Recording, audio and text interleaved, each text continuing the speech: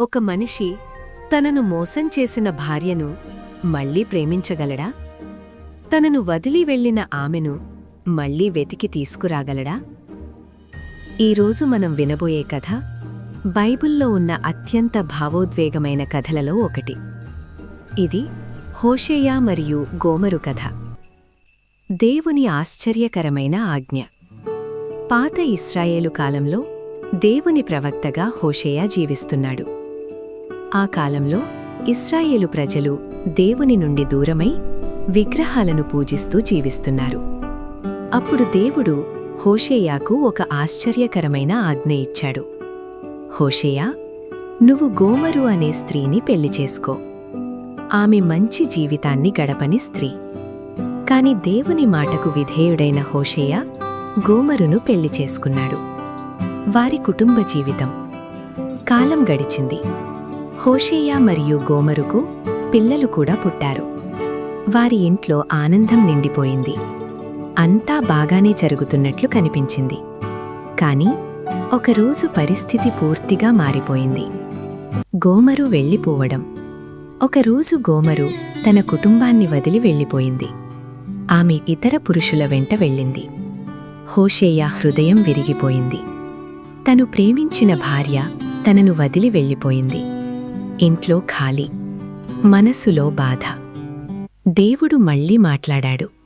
కొంతకాలం తర్వాత దేవుడు మళ్ళీ హోషేయాతో మాట్లాడాడు. హోషేయా, నీ భార్యను మళ్ళీ ప్రేమించు. ఇది ఎంత కష్టమైన ఆజ్ఞో ఊహించండి. తనను మోసం చేసిన వ్యక్తిని మళ్ళీ ప్రేమించడం ఎంత కష్టం. కాని హోషేయ దేవుని మాటకు విధేయుడయ్యాడు. గోమరును వెతకడం. హోషేయ గోమరును వెతకడం ప్రారంభించాడు. గ్రామాలు, వీధులు, మార్కెట్లు. చివరికి ఒక దాస్య మార్కెట్లో ఆమెను చూశాడు. ఆమె ఇప్పుడు దాసిగా అమ్మబడుతోంది. ప్రేమకు చెల్లించిన ధర. అక్కడ హోషేయ ఒక ఆశ్చర్యకరమైన పనిచేశాడు.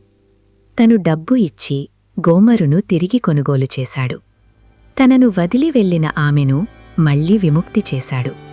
అతను ఆమెను తిరిగి తన ఇంటికి తీసుకువచ్చాడు. క్షమించే ప్రేమ.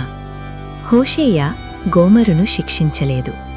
అతను ఆమెను క్షమించాడు, మళ్లీ ప్రేమించాడు. ఇది సాధారణ ప్రేమ కాదు, ఇది క్షమించే ప్రేమ. ఈ కథలోని గొప్ప అర్థం. ఈ కథ ఒక కుటుంబ కథ మాత్రమే కాదు, ఇది ఒక ఆధ్యాత్మిక సందేశం. హోషేయ దేవుని ప్రేమను సూచిస్తాడు. గోమరు దేవుని నుండి దూరమైన మనుషులను సూచిస్తుంది. మనము దేవుని నుండి దూరమైనా దేవుడు మనల్ని వదిలిపెట్టడు. ఆయన మనల్ని వెతుకుతాడు. మనల్ని తిరిగి ప్రేమతో ఆహ్వానిస్తాడు. దేవుని ప్రేమ ఎప్పటికీ మారదు. మన తప్పుల కంటే ఆయన క్షమ ఎక్కువ. ఇదే హోషేయ మరియు గోమరు కథలోని గొప్ప సందేశం. మీకు ఈ కథ నచ్చితే ఈ వీడియోను లైక్ చేయండి. మీ అభిప్రాయాన్ని కమెంట్లో చెప్పండి. ఇంకా బైబిల్ కథల కోసం సబ్స్క్రైబ్ చేయండి.